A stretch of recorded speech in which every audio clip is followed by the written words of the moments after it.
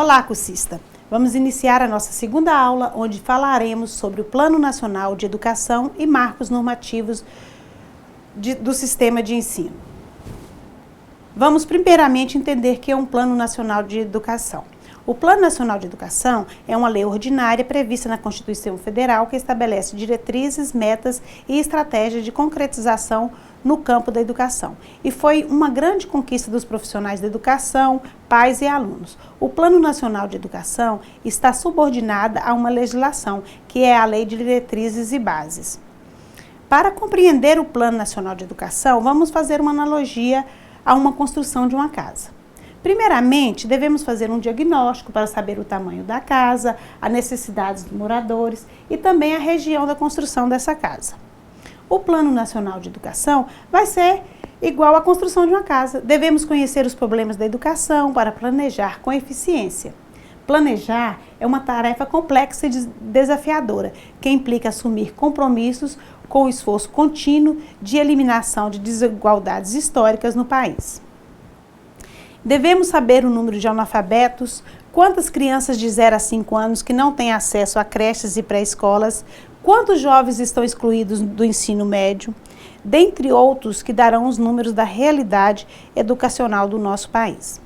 Com esses dados, faz-se o diagnóstico e se tem maior clareza dos desafios que estão postos para a elaboração do Plano Nacional de Educação, sendo que a próxima fase de um plano é estabelecimento de metas, dando prosseguimento ao exemplo dado anteriormente, que é a construção de uma casa. É necessário estabelecer as metas quando começar e terminar. No processo de elaboração de um Plano Nacional de Educação, a definição de metas é também primordial. São as metas que demonstram o ritmo pretendido no atendimento às demandas educacionais, uma vez que as autoridades governamentais estabelecem prazos para sanar os problemas diagnosticados. Estrutura do Plano Nacional de Educação. Diagnóstico, análise crítica de um fato e sua respectiva conclusão. Diretrizes, norma diretiva. Objetivos e metas, fim marcado para ser atingido. Neste slide, resumimos como é estruturado o Plano Nacional de Educação, fazendo análise dos problemas existentes e quais soluções possíveis, quais as leis que amparam, definindo os nossos objetivos e também estabelecendo as datas para alcançá-los. Num plano de educação, as metas a serem atingidas devem caminhar conjuntamente com os objetivos. Portanto, o Plano Nacional de Educação deve ter essa capacidade de articular simultaneamente a oferta e o desenvolvimento dos diversos níveis, etapas e modalidades da educação. As diretrizes e metas do Plano Nacional de Educação têm a relação direta com o que se pretende para o crescimento do país, com seu projeto político. Com isso, deve investir para que tenhamos uma educação capaz de formar cidadãos e profissionais com capacitação. Assim, um Plano Nacional de Educação não pode limitar-se somente a repassar recursos, mas deve estar subordinado a uma estratégia de desenvolvimento nacional que leve em consideração a conquista de uma maior soberania do país e as resoluções dos seus problemas sociais, estendendo ao conjunto da população o direito de educar-se. Com essa afirmação do autor, fica claro que somente os recursos destinados à educação não são suficientes para alcançar os objetivos, mas também é necessário criar estratégias para solucionar os problemas sociais e dando condições para que todos tenham direito à educação. Os recursos disponibilizados pelo governo ano a ano para realizar as metas estabelecidas devem ser suficientes para que alcance um crescente acesso de parcela cada vez significativa da população em todas as modalidades de ensino. Os recursos são fundamentais para assegurar a educação que atenda a todos, que esta seja de qualidade. São muitas deficiências na área educacional do Brasil. Por isso, há uma necessidade enorme que aumente os recursos destinados ao ensino, para que possamos construir um sistema de ensino de qualidade como em outros países. Ainda aqui, tem muito que investir na estrutura física das escolas para que possa atender às demandas e às particularidades dos alunos, como no caso de portadores de necessidades especiais. Vamos resumir o que é o Plano Nacional de Educação. É um documento com diretrizes para políticas públicas de educação que coordena as diretrizes da educação brasileira para os próximos 10 anos. Devemos fazer um breve histórico do Plano Nacional de Educação para compreender toda a trajetória de luta da sociedade para conseguir fazer valer os direitos e necessidades dos cidadãos em relação à educação. Historicamente, foi com o chamado Movimento Renovador, nos anos de 1920 e 1930, que concebeu pela primeira vez no Brasil a ideia de um Plano Nacional de Educação. O Manifesto dos Pioneiros da Educação Nova, em 1932, assinado por um seleto grupo de educadores, foi o documento que sintetizou as ideias desse movimento e estabeleceu as necessidades de um plano nesses moldes. Nos textos legais, foi na Constituição Federal de 1934, no artigo 150, que apareceu a primeira referência ao Plano Nacional de Educação, mas sem estar acompanhado de um levantamento ou um estudo sobre as necessidades educacionais no país. Nosso primeiro plano educacional foi elaborado pelo Conselho Federal de Educação somente em 1962. Como cumprimento do estabelecido na Lei de Diretrizes e Bases de 1961. Na primeira parte do referido plano, o documento procurou traçar metas para um Plano Nacional de Educação e, uma segunda parte, estabelecer as normas para a aplicação dos recursos correspondentes aos fundos do ensino primário, do ensino médio e do ensino superior. O segundo Plano Nacional de Educação foi elaborado em conformidade com a Constituição Federal de 1988, que determina no artigo 214 que deverá ser estabelecido o Plano Nacional de Educação, com duração plurianual, visando a articulação e ao desenvolvimento do ensino em diversos níveis e a integração das ações públicas do poder público. Em 1993, no governo de Itamar Franco, é lançado o Plano Decenal de Educação para Todos. Segundo o plano, os compromissos que o governo brasileiro assume de garantir a satisfação das necessidades básicas de educação de seu povo. Expressa-se no Plano Decenal de Educação para Todos, cujo objetivo é mais amplo, é assegurar até o ano de 2003 às crianças, jovens e adultos conteúdos mínimos de aprendizagem que atendam às necessidades elementares da vida contemporânea. Ainda sobre a história do Plano Nacional de Educação, é fundamental a consulta proposta da sociedade brasileira, em 1997, consolidada na plenária de encerramento do 2º Congresso Nacional de Educação, CONED, em Belo Horizonte, em 1997. Como já referido anteriormente, em janeiro de 2001, foi sancionado o Plano Nacional de Educação, na Lei número 10.172/2001, que além de apresentar um diagnóstico da realidade educacional brasileira e das diretrizes e metas a serem executadas durante 10 anos, traz também a obrigatoriedade de estados, Distrito Federal e municípios elaborarem seus respectivos planos decenais. A promulgação do Plano Nacional de Educação representou o fecho de um ciclo de profundas mudanças que caracteriza a nova política educacional para o país. Essas mudanças iniciadas no final da década de 80 aprofundaram-se no período compreendido entre 1995 e 2000. Aqui a Lei 10.172, de 9 de janeiro de 2001. No artigo 1º, fica aprovado o Plano Nacional de Educação constante do documento anexo com duração de 10 anos. No artigo 2º, a partir da vigência desta lei, os estados, o Distrito Federal e os municípios deverão, com base no Plano Nacional de Educação, elaborar um plano decenal correspondente. No artigo 3º, a União, em articulação com os Estados, o Distrito Federal e os municípios e a sociedade civil, procederá às avaliações periódicas da implementação do Plano Nacional de Educação. Esta é a lei que aprovou o Plano Nacional de Educação, tornando todos responsáveis pela elaboração deste plano com aprovação do governo para liberação de verbas. O processo de elaboração do Plano Nacional de Educação 2001 a 2010 pautou-se pelo confronto de duas propostas. Uma, a do Ministério da Educação, MEC, e a outra da sociedade civil por meio do Congresso Nacional de Educação. Segundo Saviani, o centralismo foi uma das marcas da proposta do Plano Nacional de Educação. Para ele, era uma continuidade da política do MEC, uma compreensão de gastos públicos e de transferência das responsabilidades para os estados e municípios, sem nenhum avanço para a educação. O Plano Nacional de Educação foi uma proposta da sociedade brasileira e resultou de um longo debate que foi consolidado no segundo CONED, em novembro de 1997. Esta proposta enfrentou uma maioria conservadora no Congresso Nacional que resistia à realização das profundas mudanças educacionais.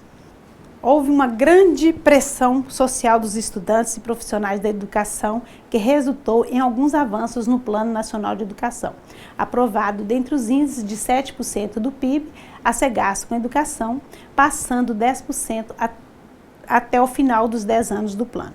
Esse pequeno avanço foi vetado então pelo presidente Fernando Henrique Cardoso, devido às políticas econômicas e à redução com os gastos da época.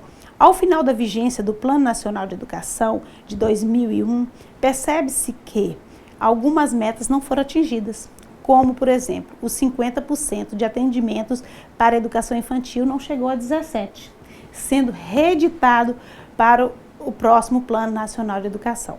As metas da expansão da educação superior e a EJA e as metas de qualidade da escola pública ficaram bem abaixo do esperado. Outra contribuição para o fracasso do Plano Nacional de Educação foi a falta de compromisso da maioria dos estados e municípios que deixaram de elaborar seus planos decenais. A União, não assumindo a política do Plano Nacional Educacional, decretou e seguiu o Plano de Desenvolvimento de Educação, o PDE, que é uma política do governo. São diversos os fatores que proporcionaram resultados negativos ao Plano Nacional de Educação. Através desse fracasso, embasou-se o atual plano. O novo Plano Nacional de Educação começou a ser debatido pela CONAI em 2009, nas esferas municipais e estaduais. Em 2010, debatido nacionalmente. Verificou-se um ambiente de diálogo entre o governo e a sociedade, resultando-se na apresentação e tramitação de uma única proposta do Plano Nacional de Educação, no Conselho Nacional. Mas o projeto de lei de iniciativa do governo só foi enviado ao Congresso Nacional no final de 2010. E sua implantação foi, em 2011, considerada inviável. Aqui descrevo o artigo 2º e suas diretrizes. Parágrafo 1º. São diretrizes do Plano Nacional de Educação 2011 e 2020. 1. Erradicação do analfabetismo. 2. Universalização do atendimento educacional. 3. Superação das desigualdades educacionais. 4. Melhoria da qualidade de educação. 5. Formação para o trabalho. 6. Promoção da sustentabilidade socioambiental. 7. Promoção humanística, científica e tecnológica do país. Desenvolvimento do conhecimento humanístico, científico e tecnológico do país. 8. Estabelecimento de metas de aplicação de recursos públicos em educação como proporção do produto interno bruto. 9. Valorização dos profissionais de educação. E 10. Difusão dos princípios da igualdade, do respeito à diversidade e da gestão democrática da educação. No artigo 11. O Índice de Desenvolvimento da Educação Básica, o IDEB, é apontado como instrumento avaliativo da qualidade de ensino e acompanhamento da consecução das metas do Plano Nacional de Educação. As 20 metas do Plano Nacional de Educação, separada por modalidade, é a seguinte: educação infantil. Ter 100% das crianças de 4 e 5 anos matriculados na pré-escola até 2016 e 50% das crianças de 3 anos matriculadas em creches nos próximos 10 anos. Nessa meta, percebemos que não há escolas suficientes para atender todas as crianças, principalmente nos grandes centros. No ensino fundamental, fazer com que todas as crianças de 6 a 14 anos estejam matriculadas no ensino fundamental de 9 anos e garantir que, em um prazo de 10 anos, pelo menos 95% delas conclua o fundamental na idade recomendada. Alfabetizar todas as crianças até o fim do 3º ano do ensino fundamental. Já no ensino médio, atendimento escolar para 100% dos adolescentes entre 15 a 17 anos até 2016 e elevar em até 10 anos a taxa líquida de matrícula dessa faixa etária no ensino médio para 85%. Em até 10 anos, triplicar o número de matrículas na educação profissional, técnica e nível médio, garantindo a qualidade. No mesmo período, aumentar pelo menos 50% a oferta de matrículas no segmento público da educação profissional. Já no ensino superior, elevar a taxa bruta de matrícula da educação superior para 50% da população entre 18 a 24 anos, assegurando a qualidade, expandir as matrículas no setor público em pelo menos 40%. Garantir que pelo menos 75% dos professores da educação superior sejam mestres e 35 doutores. Ampliar as matrículas na pós-graduação stricto sensu para atingir a titulação anual de 60 mil mestres e 25 mil doutores. E a educação de jovens e adultos, a EJA, aumentar a escolaridade média da população de 18 a 29 anos, alcançando em até 10 anos a média de 12 anos de estudos para as populações do campo e de 25% mais pobres. Além disso, igualar a escolaridade média entre negros e não negros. Reduzir para 6,5% a taxa de analfabetismo da população maior de 15 anos até 2015 e erradicá-la em até 10 anos. No mesmo período, reduzir a taxa de analfabetismo funcional pela metade. Garantir pelo menos 25% das matrículas da educação de jovens e adultos, o EJA, que sejam integrados à educação profissional. Qualidade e inclusão. Oferecer educação em tempo integral para pelo menos 25% do aluno no ensino básico em pelo menos 50% das escolas públicas.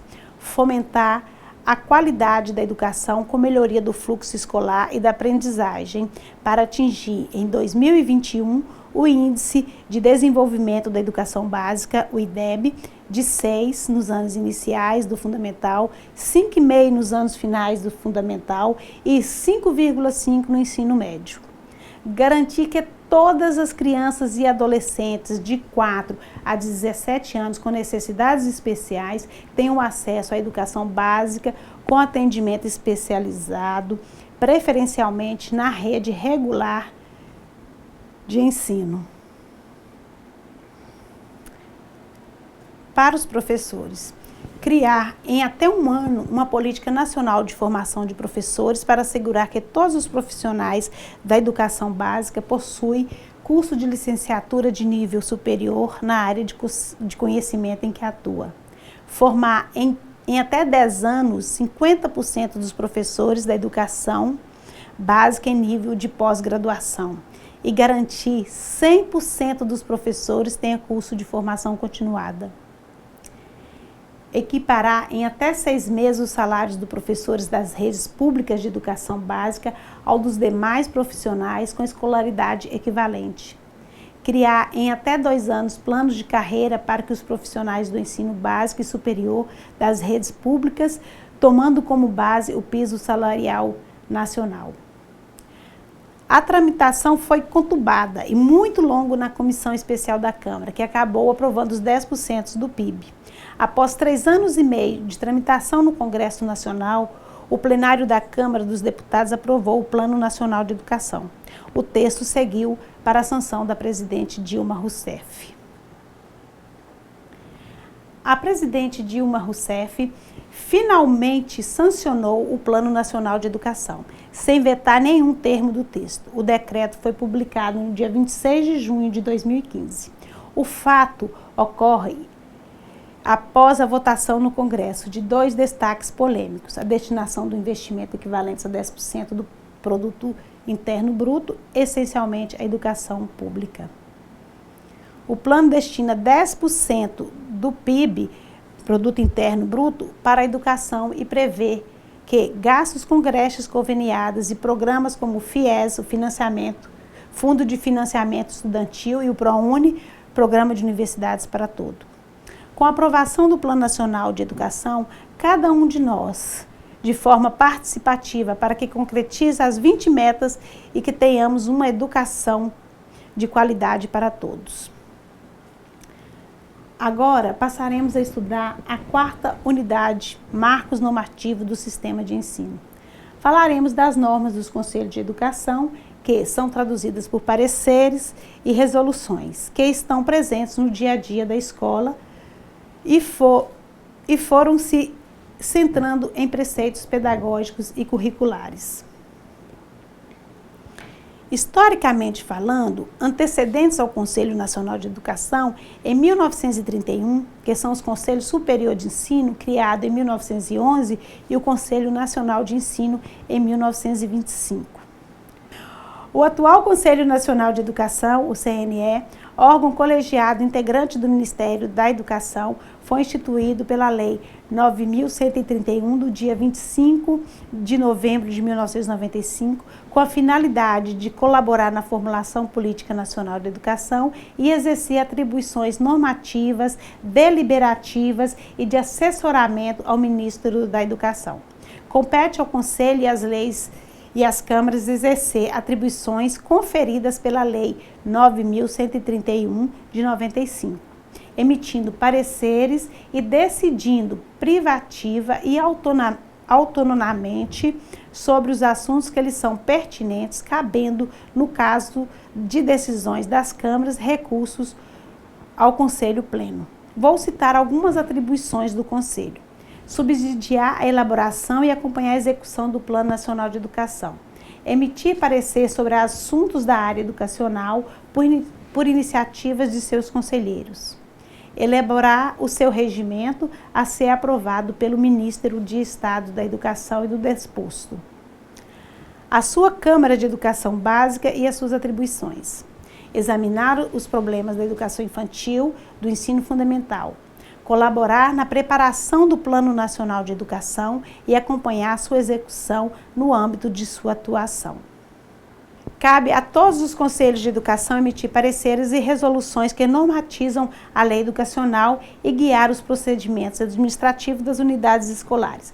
O parecer deve ser sustentado em bases confiáveis e tem por objetivo esclarecer, interpretar e explicar questões apresentadas pelos usuários do sistema educacional. Essas bases das decisões apresentadas no pareceres são de via de regras, artigos científicos e a própria legislação. Quem nunca passou por alguma situação em que não sabia a resposta de algum esclarecimento das demandas de questões polêmicas e corriqueiras no ambiente escolar? Elas dependem de normas, de conselhos de educação já existentes ou que podem ser objeto de consultas.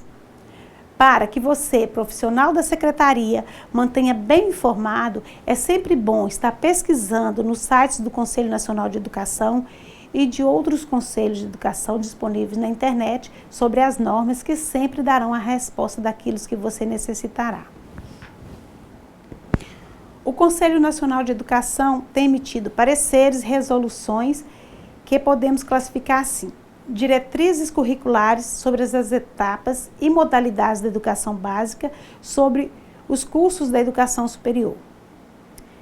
diretrizes nacionais sobre temas de políticas educacionais, interpretando a LDB ou respondendo à consulta que eles são submetidos por órgãos educacionais ou por pessoas físicas ou jurídicas.